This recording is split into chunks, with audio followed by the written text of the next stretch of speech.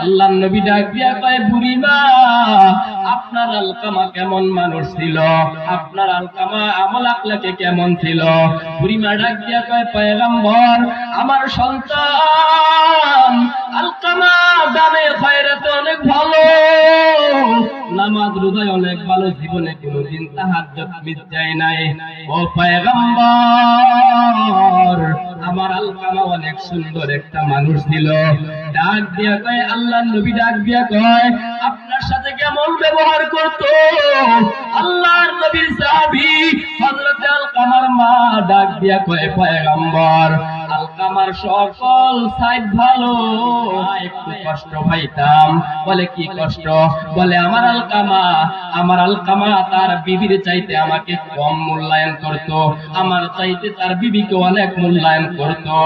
আল্লাহর নবী ডাক দিয়া কয়, ও সাহাবায়ে কেরাম জলদি করে যাও, আলকামারে মৃত্যু সজ্জা থেকে উঠাও, আলকামারে লাকড়ি জ্বালাইয়া আগুনের মধ্যে জ্বালাইয়া দাও, আগুনের মধ্যে জ্বালাইয়া দাও।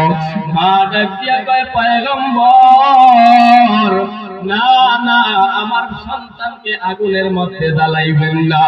আল্লাহর নবী ডাক দিয়া কয়, মা আপনার সন্তানকে যদি আপনি মাফ না করেন, আল্লাহ তাআলা বলেন আমি আল্লাহ তাআলার ইবাদত ব্যতীত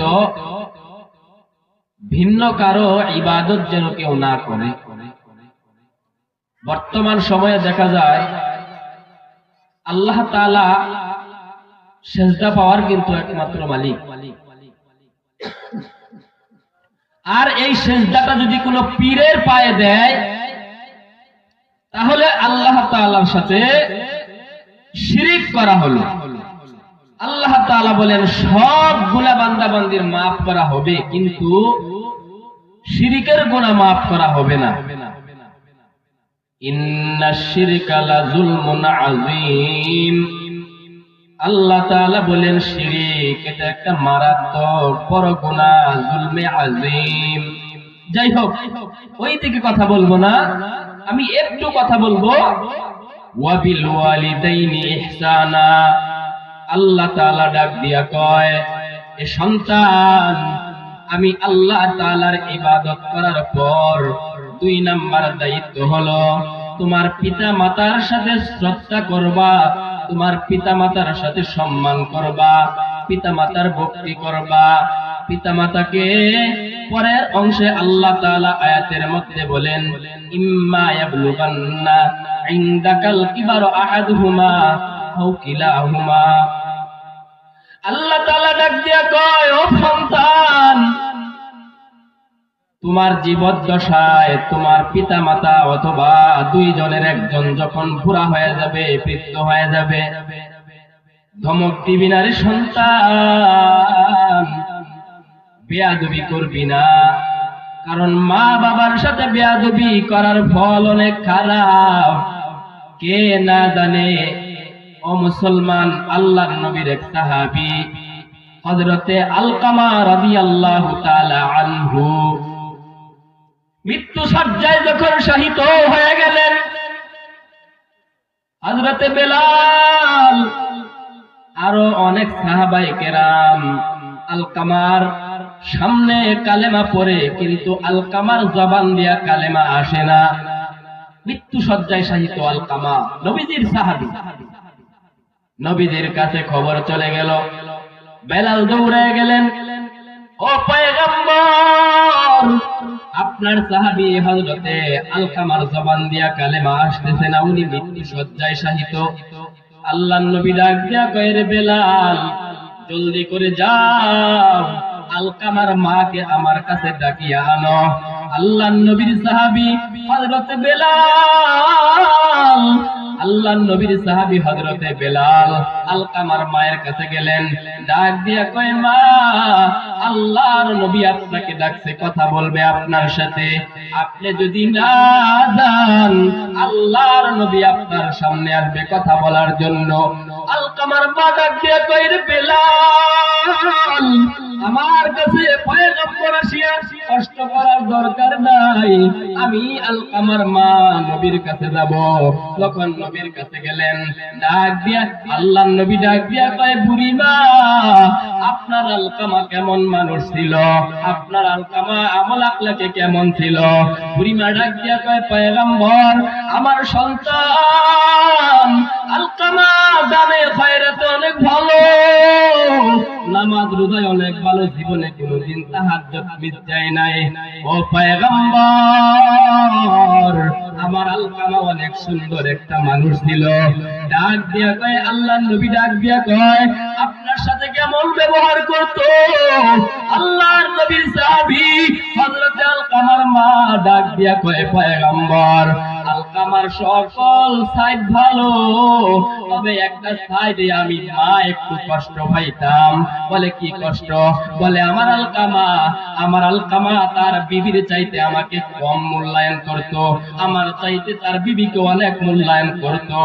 আল্লাহর নবী ডাক দিয়া কয়, ও সাহাবায়ে কেরাম, জলদি করে যাও, আলকামারে মৃত্যু সজ্জার থেকে উঠাও, আলকামারে লাকড়ি জ্বালাইয়া আগুনের মধ্যে জ্বালাইয়া দাও, আগুনের মধ্যে জ্বালাইয়া দাও। মা ডাক দিয়া কয়, পয়গম্বর, না না, আমার সন্তানকে আগুনের মধ্যে জ্বালাইবেন না।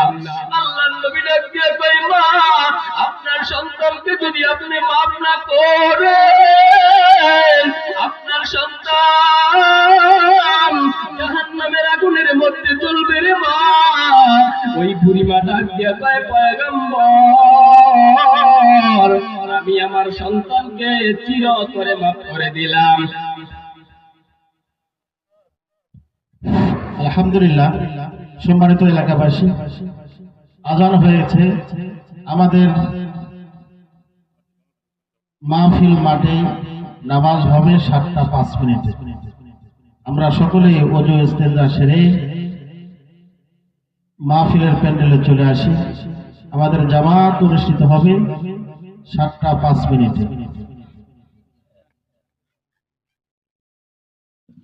ওই বুড়ি মা ডাক দিয়া কয়, আমি আমার সন্তানকে চিরতরে মাফ করে দিলাম। আল্লাহর নবী ডাক দিয়া কয়, ও সাহাবায়ে কেরাম, এখন গিয়া দেখো আমার আলকামার অবস্থা কি। হযরতে বেলাল সহ সব সাহাবায়ে কেরাম ওই মৃত্যু সজ্জায় আলকামার কাছে গিয়া জবান দিয়া দেখে আলকামা মধুর সুরে আল্লাহর কালেমা পড়তেছে। ভাইরা আমার, এই জন্য মা বাবার দোয়া নিয়ে চলে রে সন্তান।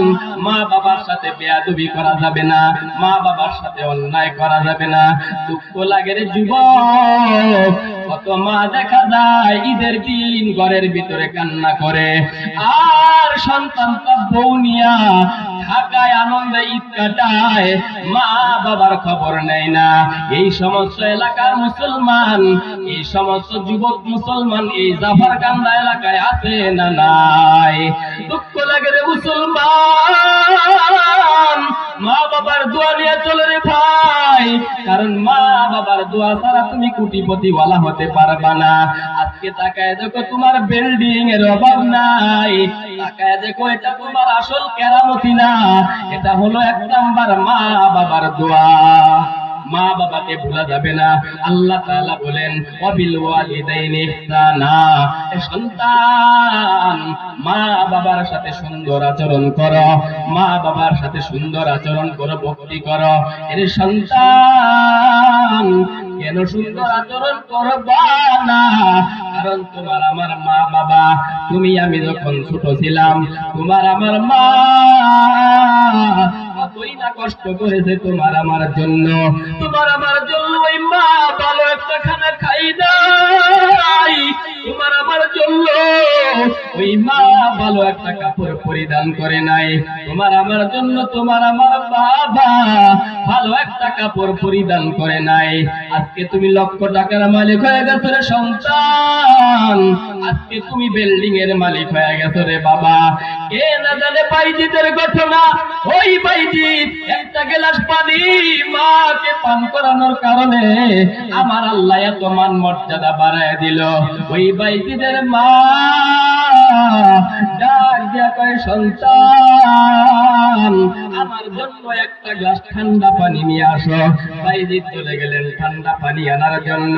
আয়েশা দেখে মা গভীর রজনীর মধ্যে ঘুমায় গেছে। বাইজিদ চিন্তা করলো, এখন যদি আমি আমার মাকে জাগাই আমার মার কষ্ট হয়ে যাবে। না না না, আমি আমার মাকে এখন জাগাইয়া কষ্ট দিতে পারি না। আল্লাহর বান্দা বাইজিদ রহমাতুল্লাহি আলাইহি এবার মার কাছে দাঁড়ায় গেলেন। মসজিদ থেকে যখন ফজরের নামাজের আওয়াজ হয়, মা হঠাৎ করে জাগ্রত হইয়া দেখে ছোট্ট বাইজিদ তার বাচ্চা এক গ্লাস পানি হাতে লইয়া দাঁড়াইয়া রইছে। শীতের মধ্যে থরথর করে কাঁপতেছে। ওই মা ডাক দিয়া কই, বাবা তুমি কি ঘুমাও নাই? বাইজিদ ডাক দিয়া কয়, মা তুমি আমাকে যখন পানি আনার জন্য বললা, তখন আমি পানি আইলা দেখলাম তুমি ঘুমায়া গেছো। আমি তোমাকে জাগাই নাই। মা এবার আল্লাহর কাছে হাত তুলিয়া কয়, আল্লাহ ও আল্লাহ, আমার সন্তানকে তুমি কবুল করিয়া দাও। ওই বাইজিদের মা জায়নামাজের মধ্যে সিজদায় পড়িয়া আল্লাহর কাছে ডাক দিয়া কয়, আল্লাহ আমার বাইজিদকে তুমি কবুল করে নাও। আল্লাহ তাআলা তাকে দেখেন। ও মুসলমান বাবারা, আল্লাহ তাআলা ওই মায়ের দোয়ার কারণে বাইজিদকে আমার আল্লাহ এমন ভাবে কবুল করলো। ওই বাইজিদকে এমন ভাবে আল্লাহ কবুল করলো।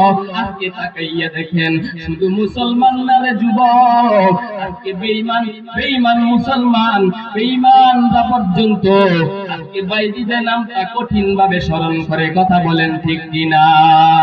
মায়ে যখন দুয়া করে চলে যায় ওই আরশ পরে, বাস্তবে না বুইজা মনে কইর না যে পাও, বাস্তবে না বুইজা মনে কইর না যে পাও।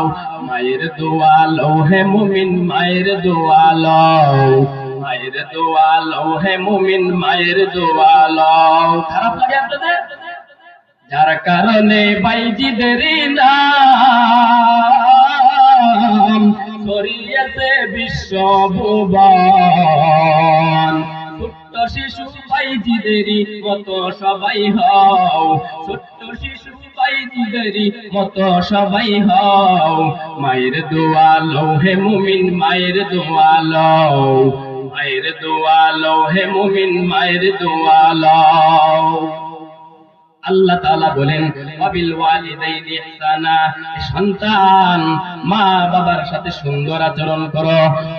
ইম্মা ইয়াবলুগান্না ইনদাকাল কিবারু আহাদুহুমা, তোমাদের মা বাবা অথবা দুইজনের একজন, পিতামাতা অথবা পিতামাতার দুইজনের একজন যখন তোমার জীবদ্দশায় যখন বার্ধক্যে পৌঁছা যাবে, ওই মাকে, বুড়া বাবাকে ধমক দিয়া কথা বলবা না।